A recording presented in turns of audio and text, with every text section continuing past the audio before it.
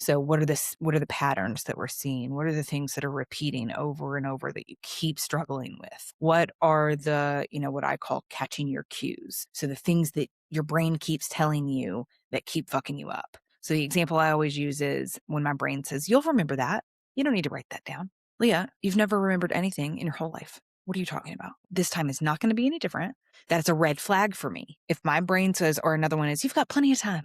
You can chill for a little bit longer." That is an immediate red flag for me to wait a second. If I'm saying that, I probably do not have said time, right? Time blindness, executive functions, ADHD, it all goes together. So that is a little bit on, I think I've gone on a tangent. That's a little bit of the difference between coaching and therapy. Good morning, good afternoon, wherever this message reaches you. I have the pleasure of introducing Leah Carroll.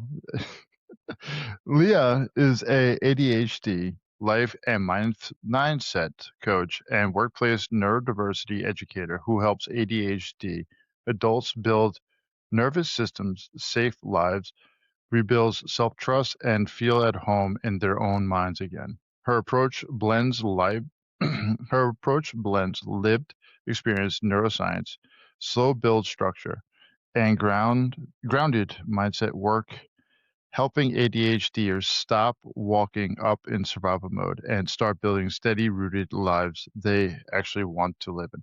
I'm going to reread these things before I actually say it on air. How you doing, Leah? I'm good, Will. How are you? Good. I have not been this tongue-tied in a very long time. It's good to see you. Yeah, you too. No worries. So, Leah is over in Germany, and I had the pleasure of coming across her. She is an ADHD coach, and I had the opportunity to speak to her for about an hour about a week ago. And we were getting into some pretty interesting topics, I felt like, where how does ADHD show up in our lives, especially in men's lives? How does it actually show up in our partners' lives, and about how to handle us? So, right now, I'm going to be turning the ball over to Leah and asking her about ADHD and what actually got her into this profession. Yeah, definitely. Yeah, thanks again for having me. I love coming on and being able to have these chats about ADHD, but I really love directing things like this towards men, as I don't think there are enough outlets like this for men. I feel like that especially the work that I do in the coaching space, it is very female dominant, which I love. I love obviously working with women. And if you would have asked me at the beginning of my career who my kind of, ideal client or whoever I thought I would work with the most would be, it would definitely have been women. But it has turned out to be at certain times more so men. 60%, of my clientele at one time were men. And so I really love the fact that guys are feeling more comfortable to reach out in these kinds of spaces, because I think for a long time, and I know that there is still a lot of stigma around mental health in general, but specifically for men.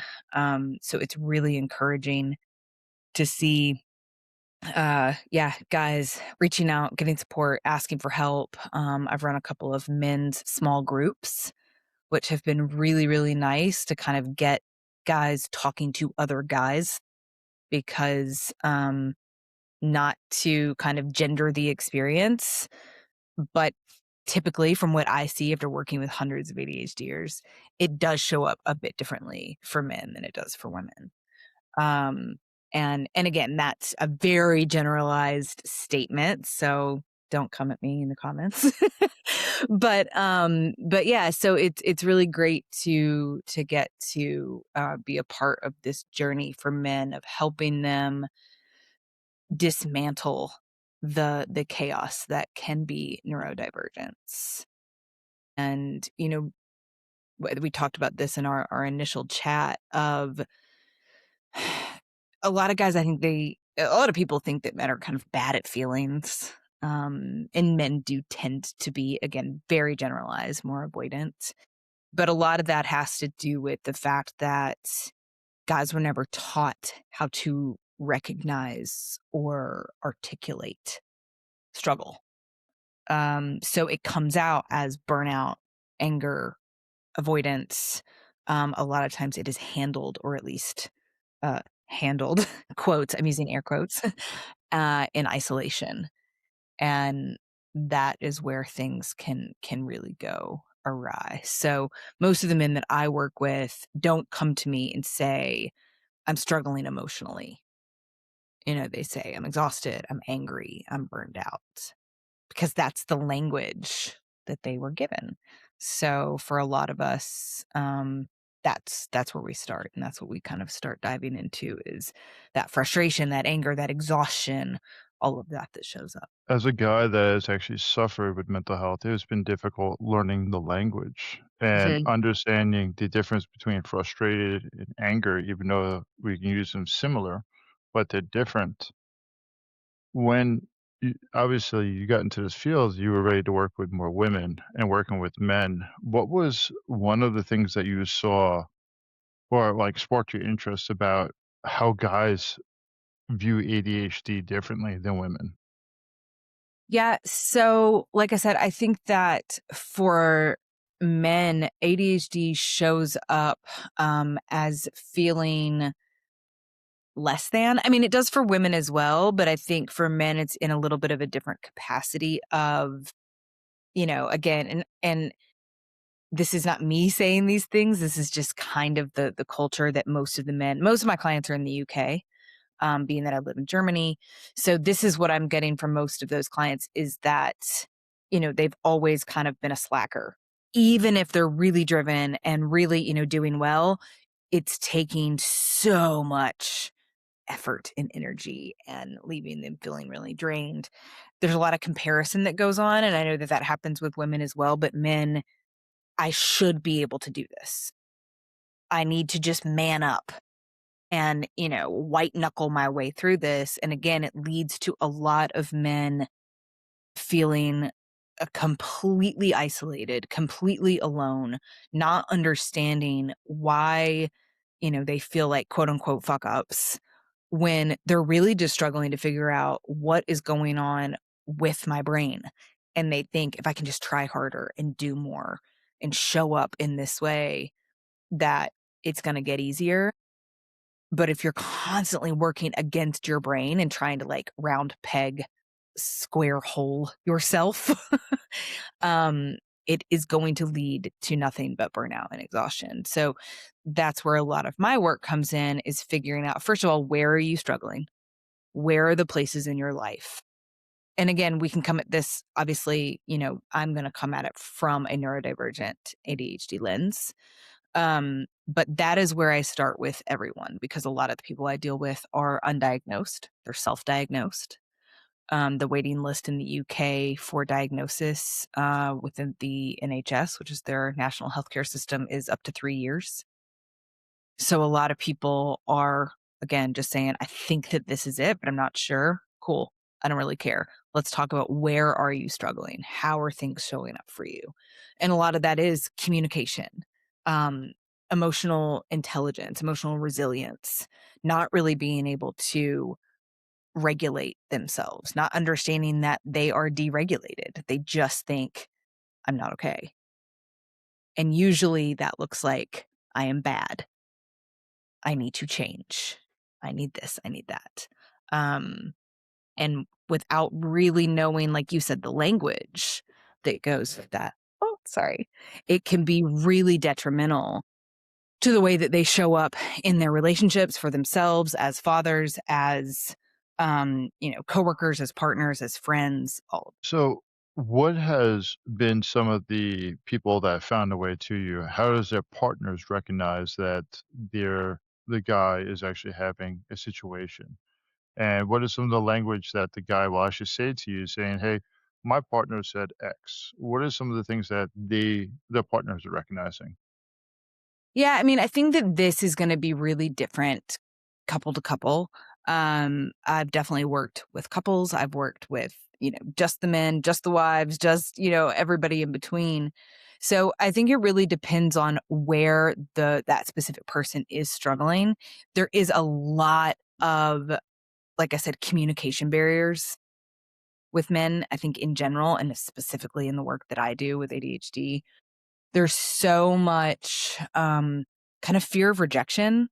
So a lot of us have not only just fear of rejection, which nobody likes rejection, right? Like there's not too many people that are like, yeah, bring it on. I love to be rejected. Feels great. But a vast majority of ADHDers also struggle with what is known as RSD, which is rejection sensitive dysphoria. So this is where the smallest, like, hey, could you load the dishwasher with the silverware facing up instead of facing down? Or, any kind of like perceived criticism feels like an actual physical onslaught. And women kind of tend to, I don't want to say get away with, but women do tend to be a bit more sensitive, at least on the outside.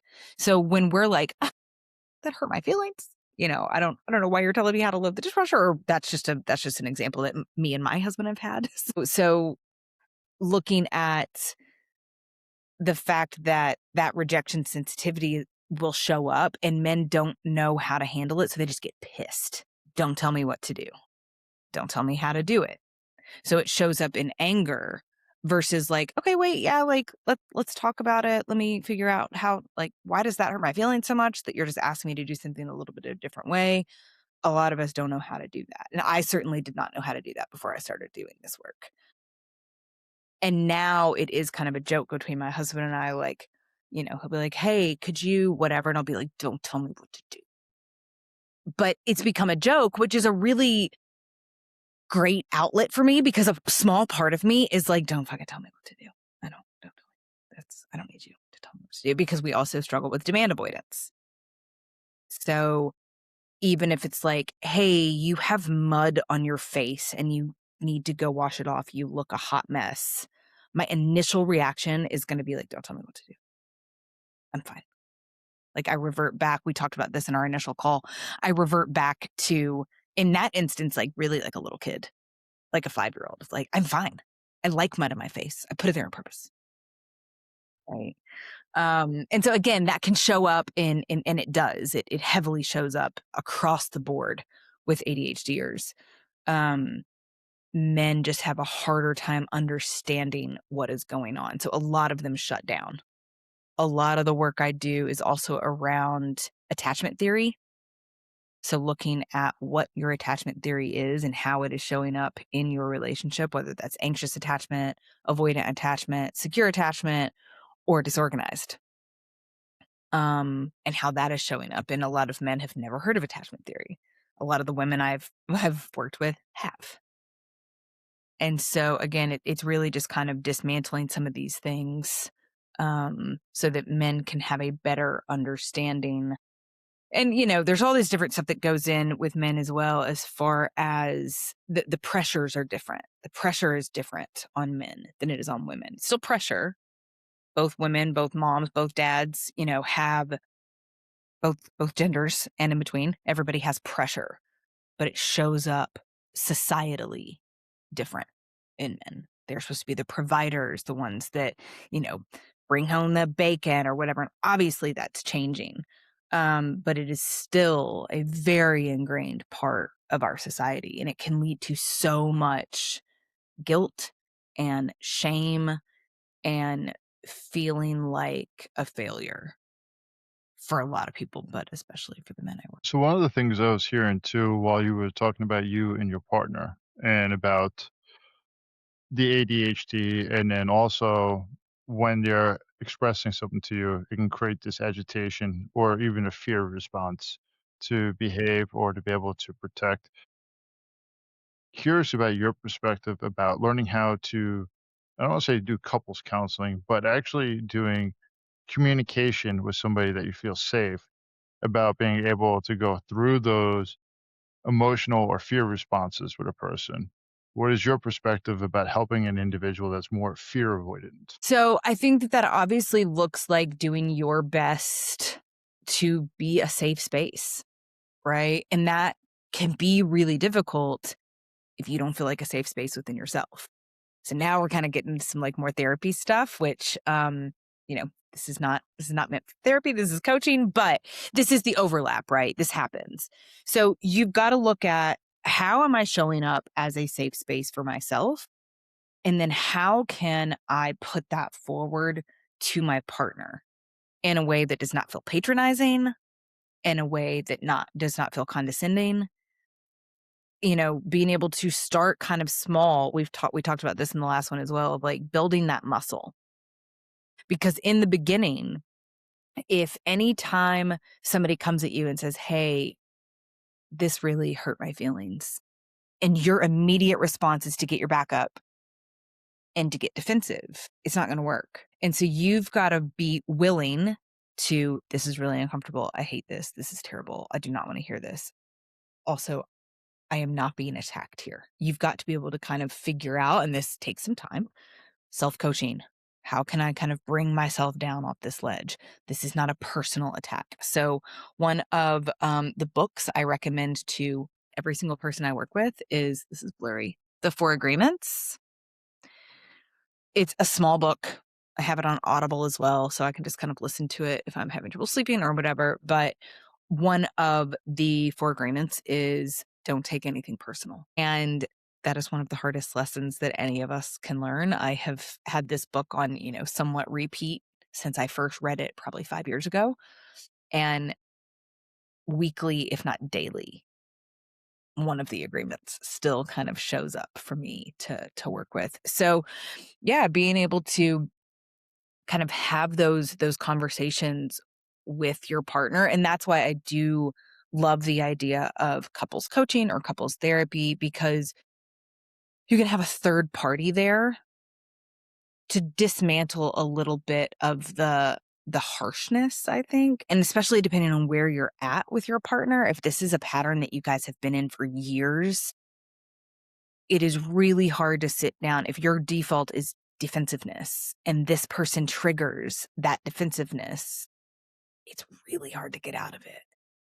But if you have a third party to say, well, Will, what if you did this? Or what are your thoughts about that? It's going to be a softer, quote unquote blow coming from me, asking you to take a look at, where's your responsibility in this for both parties. Yeah. So you said something in the beginning of this and you went back to it several times. The difference between coaching and therapy. Can you explain that? So, because the reason I just realized, it's like that's such a good proponent that I overlooked by actually talking about.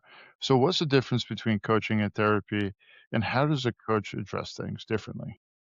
So, very, very basic overview of how this works. Therapy is typically going to look at your past. What all has happened to get you to where you are right now? What are those issues? Right. So we're going to look at childhood. We're going to look at adolescence. We're going to look at, college years, past relationships, the relationships with your parents, your caregivers, your teachers, your coaches, all of that. Because your past obviously has brought you to this point. Coaching is more so going to take you from where you are right now to where you want to be. Now, that does not mean that your past will not come up. Obviously, I need to know about what got you to this point. Where are you struggling? Where have you struggled in the past? What do some of those traumas, big T, little t, everything in between, look like for you? So that we can start kind of dismantling and making sense of where you are now. And then we want to look at where you want to go. Now, it's not that therapists don't look at the future at all. Obviously, they do. But whereas therapy is really probably, in most cases, going to start in the past and really work on that for a while, coaching is going to start mostly in the present with a little bit of overlap in the past. And then we want to move you forward. We want to move you into actual ADHD management. So what are the patterns that we're seeing? What are the things that are repeating over and over that you keep struggling with? What are the, what I call catching your cues? So the things that your brain keeps telling you that keep fucking you up. So the example I always use is when my brain says, "You'll remember that. You don't need to write that down. Leah, you've never remembered anything in your whole life. What are you talking about? What this time is not going to be any different." That's a red flag for me. If my brain says, or another one is, "You've got plenty of time. You can chill for a little bit longer." That is an immediate red flag for me to wait a second. If I'm saying that, I probably do not have said time, right? Time blindness, executive functions, ADHD, it all goes together. So that is a little bit on, I think I've gone down a tangent or gone on a tangent. That's a little bit of the difference between coaching and therapy. And therapy is obviously going to dive a lot deeper into to traumas. So while a lot of coaches are trauma informed, therapy is a very different thing. They have overlaps, like you said in the beginning, and then they have similarities. And I do believe in what you're saying about the coaching to be able to go forward. The thing that I've learned about being a peer specialist, similar to coaching, is using lived experiences, having a set parameter of guidelines that we're able to help a person and being able to change. When you are coaching a person that is actually starting to, I don't want to say heal, but be able to manage their symptoms a little bit more, what kind of relief do they usually present themselves with? Yeah, so again, it can kind of depend on, you know, she's a spectrum, right? And so you've got people that are really high functioning, and there's a difference between high functioning and high masking, right? So high masking is again that white knuckling, square peg, round hole, that kind of situation. But you've got people that, just like with autism, it's on a spectrum. So you've got whatever, 1 to 100. And I think most humans are somewhere on the neurodivergent spectrum, in some form or fashion. But, you know, the type of things that I see when people start to um, really kind of get a hold on this is we're building foundations, right? So we want to really look at what are the main two things, in the beginning that would make you feel better. Just 2% more on top of your shit. And so we can really start looking at that kind of stuff. Maybe it's communication, maybe it's emotional resilience, maybe it's time blindness. So I have a dear client who I love, and she was one of those chronically late people, which a lot of us are, myself included. She was late everywhere she went. She was late to work. She was late to meeting friends for coffee. She was late, picking the kids up from school. It was just everything ran anywhere from 10 to 20 minutes behind. So her and I started working together, and that became like one of our foundational practices of every week we would build on that. What are we doing for time management? How's your time management looking? What is that?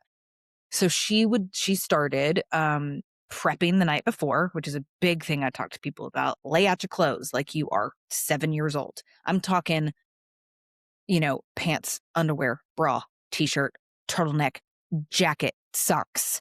What does the weather look like? Do you need a raincoat? Do you need an umbrella? Cool. You're going to the gym, pack the bag the night before. You need a protein bar and, your element, electrolytes, pack it all in your bag. Have that ready for you because you're more regulated in the evening. In the morning, you're tired. You're running around like a crazy person because you probably hit snooze one too many times. So the more you can do the night before when you're regulated, the better. Second thing we did was, I need you to have a little bit of a list, a post-it or whatever. Where are the 5 things you need to check off before you walk out this door? Hers were keys, phone, work bag, work badge. She couldn't count how many times she like knew all of the custodial staff by, you know, first name basis, which is, great. I love that. But it was because she'd be like, forgot my key again. I forgot my badge again. So they were just constantly having to let her in every single day. And she was like, I didn't even think about the fact, like, I'm allowed to pause. I'm like, you are fully encouraged to pause. If we could hit that pause button a little bit faster than we do, we would save ourselves a lot of strife. So we've worked together for, gosh, probably over a year now in one capacity or another. And when it came to the end of this year, we were talking about things that really made a difference in your life and blah, blah, blah. And she said, I'm on time now. I know how to plan my time. I know how to work backwards now. It is no longer something that I have to stress out about. I am no longer the late friend. I am no longer late to work. Obviously, still going to happen a time or two. And that's what I talk to people about a lot too. We are not trying to completely eradicate, you are never late again 100% of the time you are on time. But, 80, 85% of the time, we're on time. 20% of the time, hot mess dumpster fire. And expecting that, and instead of beating yourself up about it, being like, oh, well, here's one of that 20%. All right, let's get back on the ball. What happened? And just kind of use it as data instead of a reason to, you know, um, inflict pain upon yourself by internal bullying. Data. What happened? I hit snooze one too many times. I did not listen to that cue, and I sat on the couch and I dopa scrolled an extra 10 minutes, and here we are. Right. So it's data collection. We are here to collect data like scientists, not hand out verdicts like judges. It's not going to get us anywhere. If bullying ourselves and judging ourselves and being all around shitty to ourselves worked, it would have worked by now. Well, I got something funny for you. In the chat, somebody put a face palm with ADHD. I know the person personally, and I would actually use their name and time, or my brother's name and time, and they actually laugh because I say if I need to be somewhere at 9 o'clock, I say we need to be there at 8:40. Then I'll rewind the time for them, and they eventually got up okay with. He's not trying to control me. He's just trying to control his emotions so he's not stressed out. Exactly. I love it. But Yeah. but when you were talking about the shooting, the self-flogging, the upset, the I was thinking about that. I'm like, the difference between anxiety of actually not being good enough and then the ADHD of actually being scatterbrained and actually how that impacts other parts of emotions. Do you mind explaining, like, how they can have the overlaps? Do you know much between the anxiety and how the ADHD look very different, look similar in certain areas about actually needing to be everywhere, but then how ADHD can also create anxiety? 100%. Perfect. I actually have a great let me just pull up something really quickly and I can read it for you. So I chatted with a panel of psychologists about You can ADHD. They were actually therapists that, you know, really worked on the therapy side, but they were seeing a lot of clients that had been diagnosed with ADHD. So they wanted a better understanding for this. So I wrote them a resource, and it is very originally titled ADHD for Psychologists. But I kind of worded how all of this overlaps. Obviously, we have executive functioning deficits. Executive functions look like self awareness. These are the 12 that I work with: self awareness, planning and prioritizing, impulse control, attention control, working memory, emotional regulation, cognitive flexibility, organization, problem solving, self motivation, task initiation, and time blindness. So that's a lot. There's a lot of shit going on there, right? We've got all different kinds of the brain showing up. We've got the prefrontal cortex, we've got the dopamine pathways, we've got neuroepinephrine, we've got the basal ganglia, we've got the limbic system, the amygdala. All of that is firing in kind of a different way than quote unquote normal, however we want to throw that out there. And so a really good way to kind of look at this is and how it kind of all comes together in one big clusterfuck, if you will. So it creates a domino effect. So if you've got poor self awareness, it makes it hard to recognize why you're avoiding tasks. And then weak planning and prioritizing leaves you unsure of where to start, impacting task initiation. Lack of focus means you jump from task to task, making organization harder.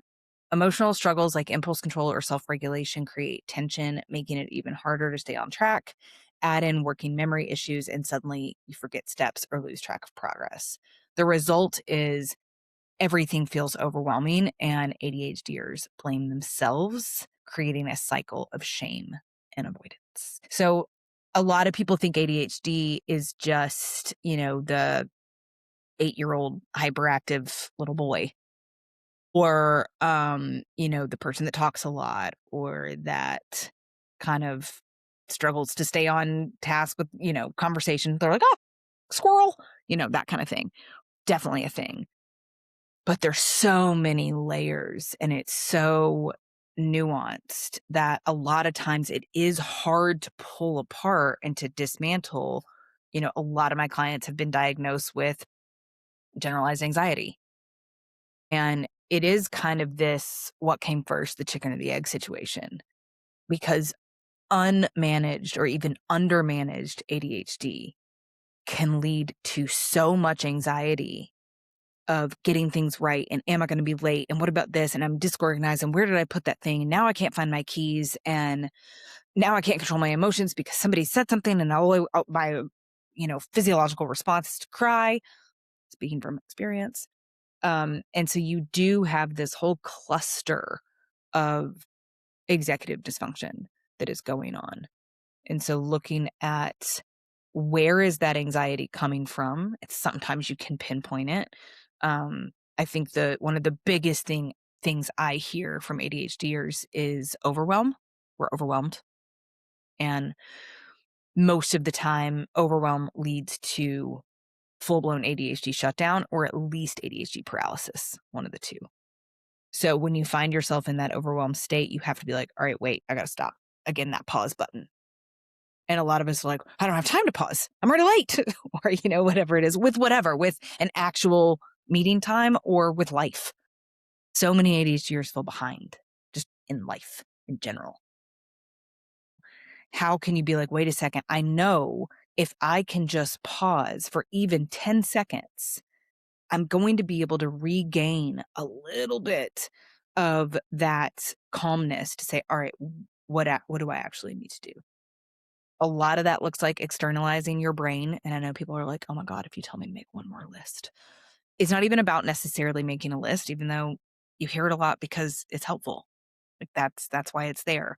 But a lot of it is just externalizing your brain. We have so much shit, good and bad, pinging around up here, and if we don't have an outlet for it, it can all get really muddled, and it can get really heavy, and it can get really confusing.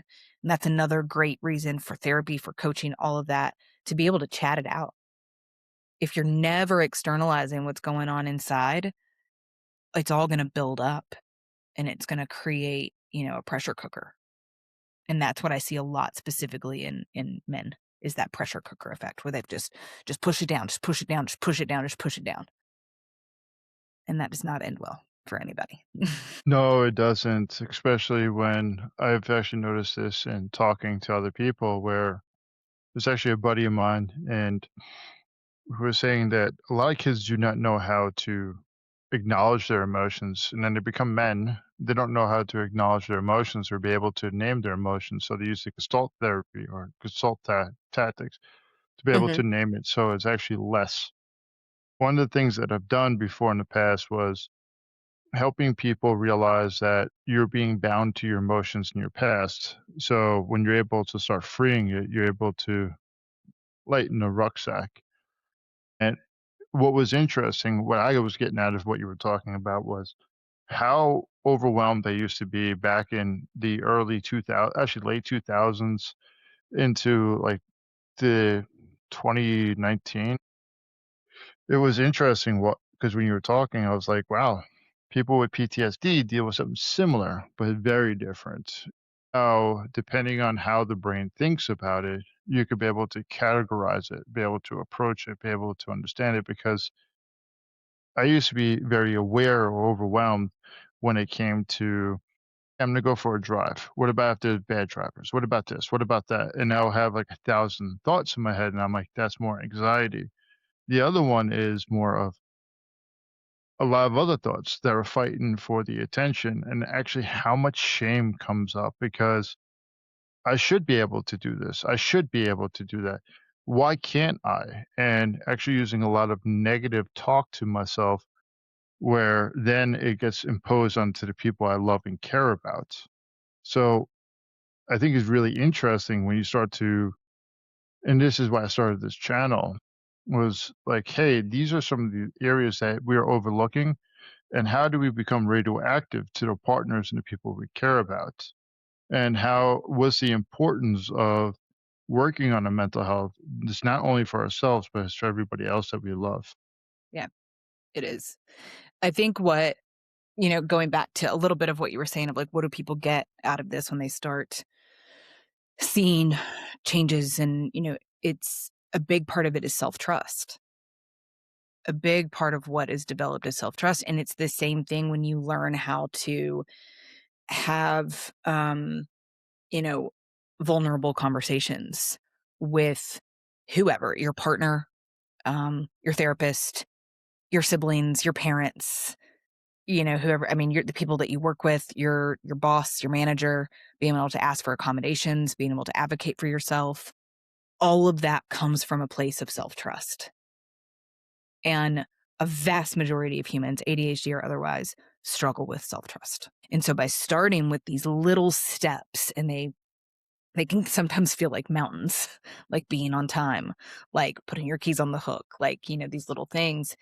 What happens is if you can realize them, congratulate yourself for them, celebrate them, even if it's just like, you go to leave the house and the keys are where they're supposed to be like, hell yeah, that feels great.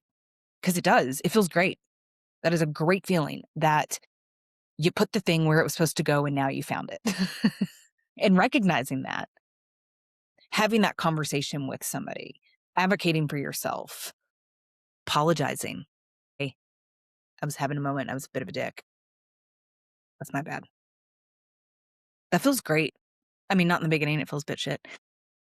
Once you kind of get a little bit better at it, it's like we talked about. It's like training for a marathon. You first start training for a marathon, that first mile, you're going to be sore as hell. But that's what it takes is running 1 mile, then maybe a mile and a half, then maybe 3 miles. And it's all going to build accumulatively and it's going to feel really good at the end, which is, something else that I see a lot of is people are like full overhaul, all or nothing, overnight change my life. And that's the analogy I use is you wouldn't just wake up tomorrow and go run a marathon. Well, I don't know. You might. Um, I would not. I would not do that. This is the other problem with men. Men are like, yeah, I can do that. I mean, yeah, I'll probably be a little bit sore afterwards. I'm like, no, never mind. I need a new analogy. But, sustainably, you would not do that. You would train for it. And then it feels really good. And it's the same thing with our brains. We train for it, just like lifting. If we're going to the gym and we want to, start benching whatever, we're not going to start at benching. I don't even know what that would be, 100 pounds. We're not going to start there. We're going to start a lot smaller and build up from that and build up from that and build up from that. It is the exact same way with strengthening these mental practices, and communication and emotional regulation are mental practices. And they're going to feel really uncomfortable when you first do them, just like running that first mile would be. But the more you can push up against that edge and again, develop that self-trust, build that self-trust, rewire your nervous system that this is just unfamiliar. It is not unsafe. Those are two different things. I know you and I talked a lot about in that first call, your nervous system will choose a familiar hell over an unfamiliar paradise every single time. Even if familiarity is toxic and, a hellscape and terrible and all the things, it is familiar. And your nervous system equates familiarity with keeping you alive. And at the end of the day, that lizard brain is going to kick in and it's all there to keep you alive.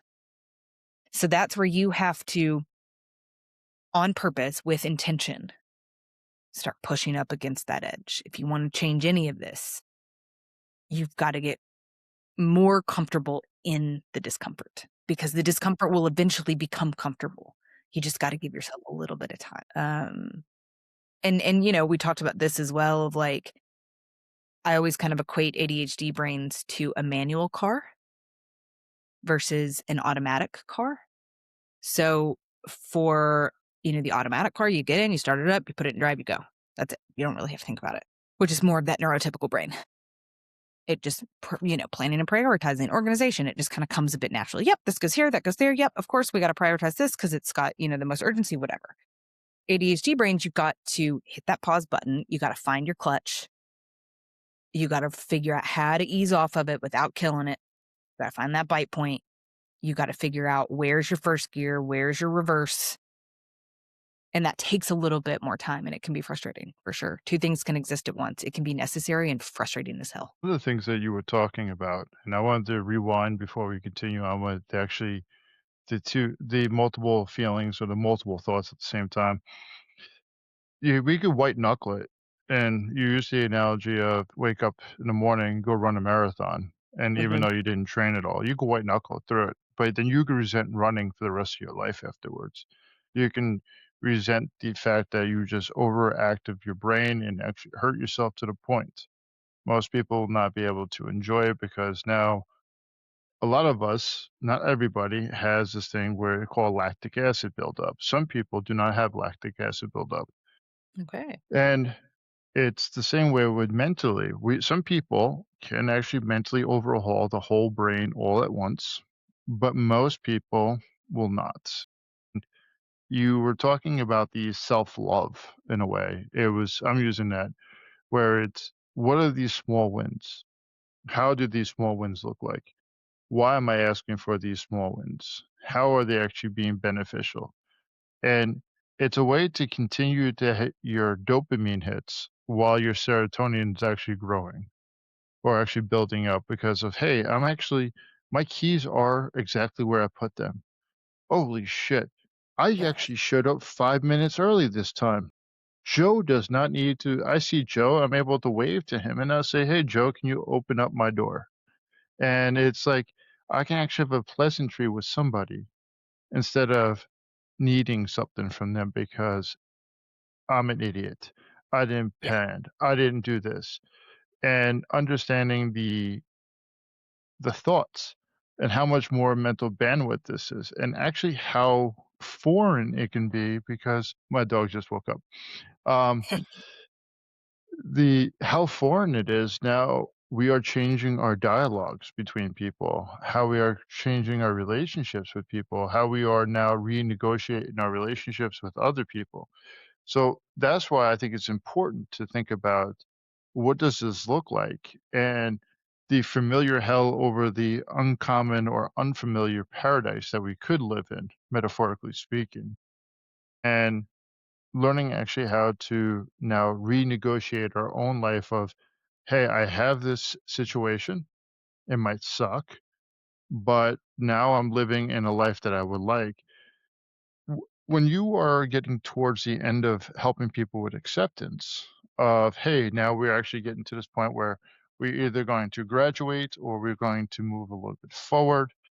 Like, what are some of the signs to them to realize that, well, I feel like I'm getting there, but I am, and then also reminding them, hey, I'm not trying to hold you back. I want you to succeed, but I want you to realize you still have more work to do.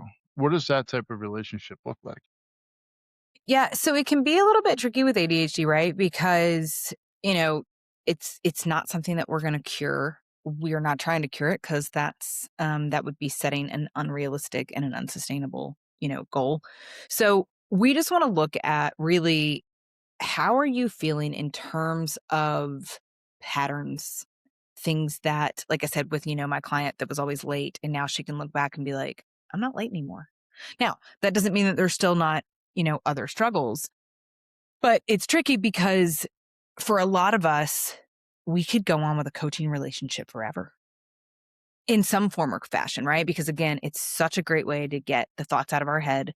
When things do arise, we have somebody to talk to that understands a neurodivergent brain, which can be sometimes all you need is validation and to be like, "Yep, that sucks." Be like, "Right, I know," that kind of thing. So it really depends on where the person is and where they feel like that they have grown. And then if they want to keep up in some capacity, I'm always there for a once a month call, once a quarter call, whatever it is, just as kind of supplemental. And I know this is, I'm kind of plugging myself at this point, but I also have a monthly membership where people can always put their thoughts, their struggles, their whatever within, the community there.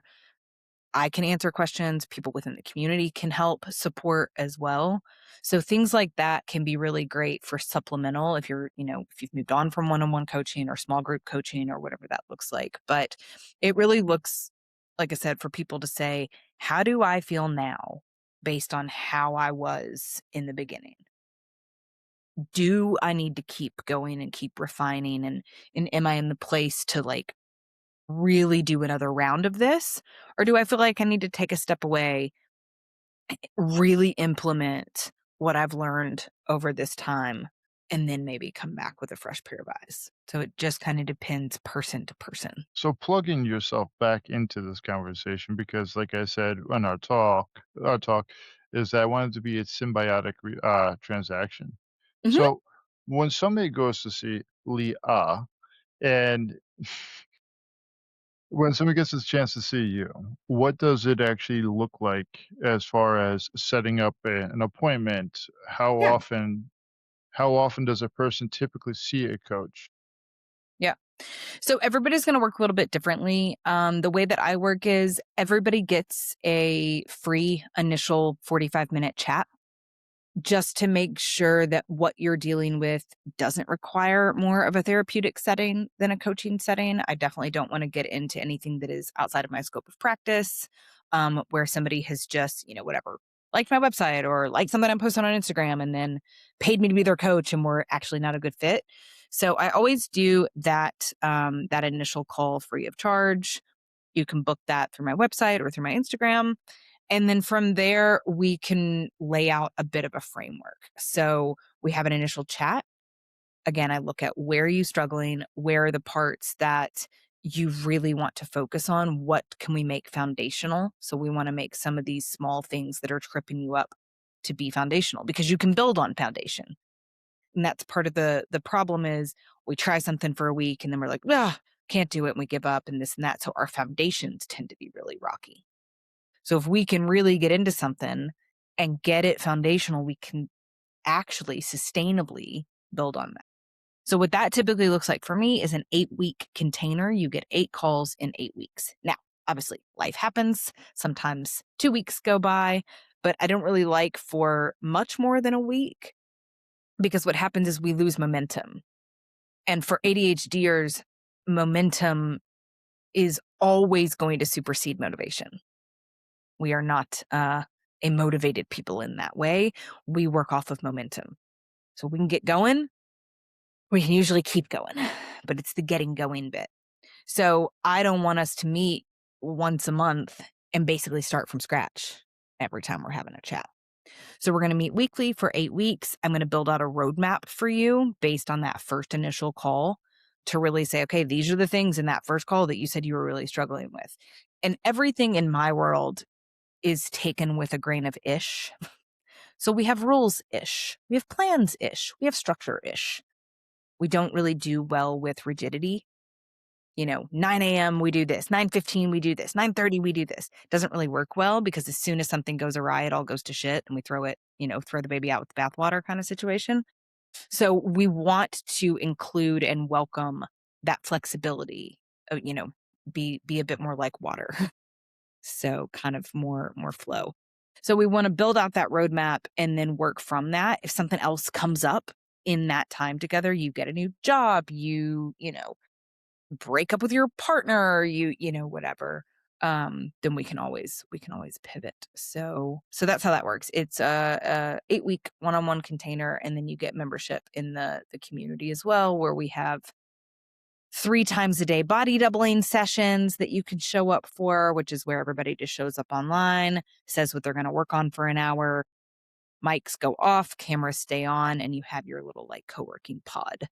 And then at the end of the call, hey, Will, how'd it go on those emails? Yep, got most of them done. Got a few more to do. I'm going to finish doing that before I grab lunch. Sweet. Um, we've got that. And then we have a Sunday call every Sunday, get your shit together Sunday, where we just take a look at the week ahead. Everybody just takes 20 minutes, look at your calendar, look at what's left over from last week. What do we need to move on to this week? All of that kind of stuff. And then I do 2 live coaching calls a month in that community as well. So it's a bunch of stuff. We got all kinds of stuff going on. You guys have a lot of great stuff. So, an area that I actually want to poke a hole in for people when they actually are doing this coaching.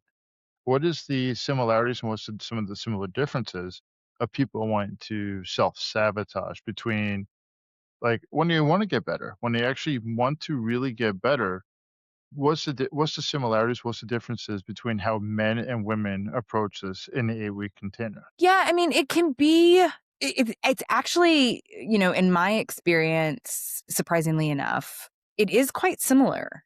As far as once people make the commitment and the investment, right? Because it's not free. So once people kind of, get over that hurdle of like, I'm here, I'm doing it, most people really try to show up for, what is being put in front of them, the changes that they're wanting to make. And that is, again, a great reason to have an accountability buddy, a coach, a therapist, a whatever, because when I see that you're self-sabotaging, I'm going to lovingly and, empathetically call you out on your shit. I'm not getting paid to sugarcoat and to, let you kind of get away with the same shit you've been getting away with. And again, I've gotten, pretty good at saying these things in a way that are, obviously non-confrontational in any form or fashion, but just kind of asking questions of like, hey, like, how do we think that's working out for us? What is in your control? One of the first questions I ask people when we kind of get into the nitty-gritty is, and it's a really uncomfortable question, but where are you responsible for your own unhappiness, right? Because it's so tempting and easy-ish to blame other people and to take on a bit of a victim role. And that is not to invalidate life circumstances, your ADHD, your trauma, big T, little t, any of that. It just asks of you to take some responsibility. And I think that's where a lot of people struggle with, going to therapy at all or getting coaching at all, is because awareness asks for responsibility. And that is really scary for a lot of people. So a lot of people talk about the fear of failure. What I find is that more of us have the fear of responsibility, which entangles the fear of failure, right? But like for me, okay, I've started this community. If I start it, I got to show up. If I say I'm doing 2 calls a month, I got to plan and execute and whatever 2 calls a month. That is really scary, especially from somebody that has dropped the ball quite often in her life, right? And so, like I said, it is the fear of failure of like, I'll drop the ball, but it is the fear of like, I got to show up. And that's really scary for a lot of us. So again, the goal here is to not drop the ball. It's to be able to witness it, pick it up faster, and not beat the shit out of ourselves for dropping the ball. Mastery, understanding. There's a Thank you. lot of stuff that goes involved into this. And the reason I bring up not only just the positives, but the fear of the commitment, the fear of success is really, I believe a lot of us rather be, like you said, familiar, rather be familiar than actually moving on and being healthy. And also how being accountable for our own mental illness, regardless if it's illness is the wrong word, I would say, our own mental situations, like how ADHD can bother us, how anxiety, depression, PTSD. And when we start becoming accountable, it's, well, we're not pushing it away, but now how is this really impacting everybody else's lives and picking up that torch? And what does that look like moving forward? And actually, how it could be a superpower. So, curious for you, Leah, is when you started noticing your own healing, has ADHD really helped you out? And people might feel like that's such a weird way to look at it, but how has it really helped you when you started getting under control? So I have the view after, have ADHD myself. I've worked with hundreds of ADHDers at this point. ADHD is not a superpower, in my opinion. Um, and really, very little of it, again, this is personal opinion, um, Okay. can be viewed as a superpower. Every once in a while, we can get into a hyper focus, and that can feel limitless as long as it is something that, moves us forward. If we get hyper focused on, Pokemon, depending on what our career path is or how we're making money or, how we're showing up, that might not be the thing that we really want to hyper focus on. But our brains are like, nope, it's Pokemon. That's it. That's all we got. And we have to know everything about it. I need all the cards. Sorry, my nieces and nephews are obsessed right now. I don't understand. But anyway, like, and that's fine to have as a hobby. The problem is, and this is where ADHD is kind of misunderstood as well. ADHD is attention deficit hyperactive disorder. We are not deficit of attention. We got a shit ton of attention. The problem is wrangling it to where we need it to be. Right? Or I'm having a conversation with you and my attention is going to, what am I going to have for dinner? When's Tim getting home? Right? Not that that's happening. I am very engaged in this chat, but that is how, these things tend to show up, which nobody really thinks about. Um, so I think I've kind of gone off on a tangent. I've lost the plot. Where were we? So the question I asked you about becoming a benefit, and then you brought up Pokemon, and then I thought about the fact of when we grew up, and I never knew you before I actually got in touch with you. I grew up Right. in a generation of where Pokemon started being a thing at roughly our ages on Game Boy. And yes, we were dating. I'm dating us, Yeah, I know. and Thanks a lot for that. No, I'm kidding. Love a Game Boy. and but the reason I actually bring this up is because like I know for me dealing with my own PTSD or PTS, depending on how you actually look at it, and being able to sit with other people and help them navigate through it. Like I used to be one of those guys I couldn't have my back to the door. And it used to cause me a lot of anxiety or a wall of glass, like a bunch of windows Mhm. of how I'm actually behind a box and how this becomes I'm an easier target. But then also understanding because my brain will still and I was having this really good conversation with a buddy 2 days ago. I say, "Hey, thank you, Will." And I say it to my older self, my younger self, I should say, and say, "Thank you so much for actually having my back. I appreciate it," or becoming friends with the monster that I created to be able to keep me safe, Yeah, for sure. and how it keeps m and I was wondering if ADHD had something like that where the more that you're able to become friends with the squirrel mind, how does it actually really able to help us out? And, Yeah, like yeah. sorry. No, go ahead. Yeah, so I think ADHD in itself is not the superpower. Managing it for sure is huge in any capacity, right? Even if it's just putting the keys on the hook. That's one less thing that you're beating yourself up about or forgetting about. So, yeah, definitely learning to manage some of these things like you were talking about with your PTSD or however you want to look at that, being able to say again that acknowledgement. So kind of some of the pillars of my work are self-awareness, which we've talked about a ton, self-acceptance, radical honesty, and minute action. So those are kind of the four pillars of what I work with. But having that awareness around this is the way that my brain works. These are the things that I need. If I'm going to ride the train or go to the grocery store, I need my headphones.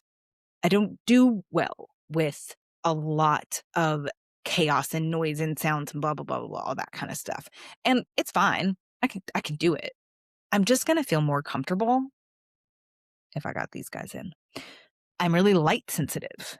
So I need to have sunglasses with me at all times or I'm just not going to be in as good of a mood or feel as comfortable as I could. and this isn't necessarily an ADHD thing, this is just a self-awareness thing. I'm cold, like, all the time. Not all the time, but I need to, like, always have, especially living in Germany, I need to have, like, a shawl, a cardigan, a jacket, something, because 'cause I'm going to be cold. So, even if I leave the house in summer and I'm taking the train up to Munich, I need to have something in case I get cold, just because I know that's gonna help. So, same thing, with what you're talking about with the management of these things. If you can know, or at least, start the process of working with your brain versus against it, just remember the thing. Why do you have to write everything down? Just remember it. Well, yeah, let me know how that's going for you. Instead of leaning in and saying, "You know what? Yeah, I'll write it down real quick. Yeah, I'll send myself a voice note. Yeah, I'll put that in my calendar. Sure." That's going to help future me. That is a gift to future Leah, and I love a good gift, right?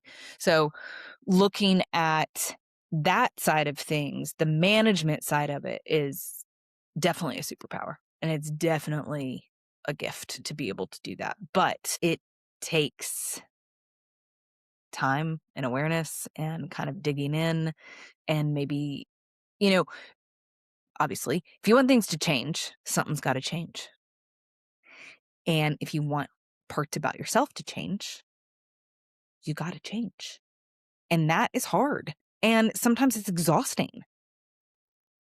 So, sometimes people will be like, "Ugh, this is too much," right? And you've heard "This is hard and that is hard, so choose your hard," which I don't really love because I think a lot of times that's pretty shit, but when it comes to some of these things, it is true. Life with unmanaged ADHD is hard. Managing your ADHD, also hard until it's not. Just like running that mile. That mile is hard until it's not. But if you want to be able to run a mile, you got to get up and at least walk around the block and start the process. Yeah. So one of the questions that I got from Chelsea, she said, "Do you put stock in the Right. POMODOR? Do you put in that method?" Yeah. So, yes, definitely. I do love a good Pomodoro method. I don't for me, the Pomodoro is too short. So Pomodoro method is this idea that you work for 25 minutes and then you take a pause for 5 minutes. And that pause could just be standing up, stretching, whatever, getting a glass of water, whatever you need to do, and then you go back to work. For me, that's a little bit too close together for me personally. So I tend to set that a little bit further apart. But yeah, I think also part of ADHD management is building a toolkit. So maybe that looks like, I've got an hour before, my next call. I'm going to really dive into whatever this task is. I'm going to kind of see how much I can get done before that next call because that's what I have the capacity for today. Maybe tomorrow, depending on what's happening, it's the twilight week. Nobody knows what day it is. Um, you know, yeah, where are your hormones? Where's your capacity? Do you have family coming over? Do you need, all of that? Maybe tomorrow it looks like I am going to do those really just little chunks. I can do 25 minutes of this because it feels like bamboo shoots under my fingernails. I do not want to do this, but I got to get it done. Maybe it's taxes, maybe it's invoices, maybe it's, whatever it is. So I have a timer on my desk. I can see it, see time because I'm time blind. So if I can set this and say, all right, I'm going to work on this for whatever, however long. That's why those body doubling sessions are really great. They are set for usually about 50 minutes, and you've got 50 minutes to really just dive in to whatever it is that you're doing. And people get it's great. It's actually hilarious what people get done in those 50-minute sessions. Yeah. Now I'm reading We're the about an comments. hour. I'm over here like, oh, Well, well, we're about an go ahead. Oh, no, she's a very wonderful person. Yeah. Her name is Chelsea. She is helps out a lot of veterans over in her job. She Okay. is a small what we call a fun-sized Marine. She's about 5'2", and she wears, like, a utility belt, and it's very fun. But, Nice. I do appreciate her, and I do actually I'm extremely grateful for her. And, Yeah. I love that she says so that her counselor says that it's a trauma response, that she has a jacket, sunglasses, headphones, and 20 other things. Could be. mhm. I think my response to that is, "Yeah, and? Who cares?" Right? As long as it's not, like, hurting your shoulder because your backpack is too heavy or whatever it is, who gives a shit? Take your jacket, take your sunglasses, take your headphones, take your lip gloss, take your hand sanitizer, take all the things you need. That's great. That's again, that self-awareness of what you need. So, I'm here for it. I love it. So I was actually gonna ask you, is there anything that you would like to give to the audience? Any other feedback about you? And before we wrap it up. No, I think we've covered a lot. If you have any other questions, like I said, people can find me on Instagram at adhd.coach.leah. You can head over to my website, leahccoaching.com. Any of that, if you've got any questions, that's about it. Like I said, I always offer that free 45-minute call. So if anybody is interested, that is definitely the best place to start so that we can get the conversation going, get some momentum built up, get that roadmap kind of blueprint built out for you, and then go from there. Wow, I really do appreciate making the time. I know it's a little bit later in the night, and I I do really do appreciate it. Yeah, thanks for having me. This has been really fun. One second. How do you feel it went?